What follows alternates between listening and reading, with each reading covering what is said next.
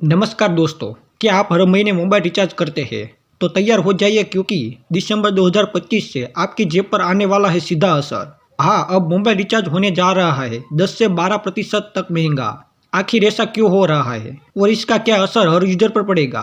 आइए जानते हैं विस्तार से। भारत की 3 बड़ी टेलीकॉम कंपनियां रिलायंस जियो, भारती एयरटेल और वोडाफोन आइडिया ने जल्द ही अपने सभी रिचार्ज प्लान की कीमतें बढ़ाने की तैयारी में है। रिपोर्ट्स के मुताबिक दिसंबर 2025 से मोबाइल रिचार्ज 10 से 12% तक बढ़ सकता है। मतलब अगर आप आज 199 का रिचार्ज करते हैं तो अगले महीने वही प्लान करीब 219 से 229 तक पहुंच सकता है। कंपनियों का कहना है कि ये बढ़ोतरी नेटवर्क इंफ्रास्ट्रक्चर और 5G टेक्नोलॉजी की लागत को पूरा करने के लिए जरूरी है। 5G नेटवर्क को चलाने के लिए ज़्यादा बिजली, महंगे उपकरण और बड़ी मेंटेनेंस टीम की ज़रूरत होती है।